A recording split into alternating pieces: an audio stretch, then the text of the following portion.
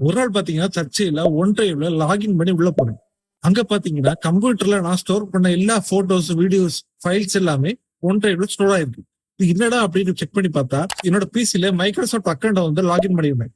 So அது வழியா பாத்தீங்கன்னா ஆட்டோமேட்டிக்காவே டேட்டாஸ் எல்லாம் பேக்கப் ஆயிட்டே இருக்கு ஒன் டிரைவ்ல.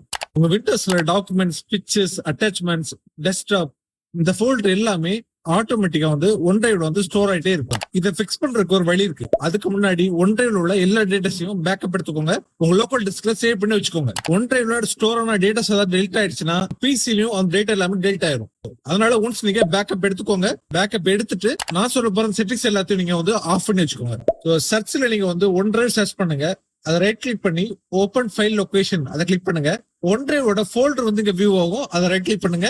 ஒன் டிரைவ் இருக்கும், அதை கிளிக் பண்ணுங்க. செட்டிங்ஸ் கிளிக் பண்ணுங்க. இதுல இதை நீங்க ஆஃப் பண்ணுங்க. இந்த செட்டிங் ஆஃப் பண்ணுங்க. இதை ஆஃப் பண்ணுங்க. இதை ஆஃப் பண்ணுங்க. எல்லாத்தையுமே ஆஃப் பண்ணிட்டு மேனேஜ் பேக்கப் அதை கிளிக் பண்ணுங்க. இந்த செட்டிங்ஸ் எல்லாத்தையும் நீங்க வந்து டிசபிள் பண்ணிக்கோங்க. டிசபிள் பண்ணும்போது ஒன்லி ஆன் மை பிசி அதை செலக்ட் பண்ணிட்டு ஓகே கிளிக் பண்ணுங்க. இப்போ அந்த பிரச்சனை வந்து ஃபிக்ஸ் ஆயிருக்கும். ஒன்ஸ் நீங்க ட்ரை பண்ணி பாருங்க. முக்கியமா உங்க டேட்டாஸ் எல்லாத்தையும் ஒன் டிரைவ்ல வந்து பேக்கப் பண்ணிட்டு இதெல்லாம் பண்ணுங்க. நெக்ஸ்ட் வீடியோல சந்திக்கலாம்.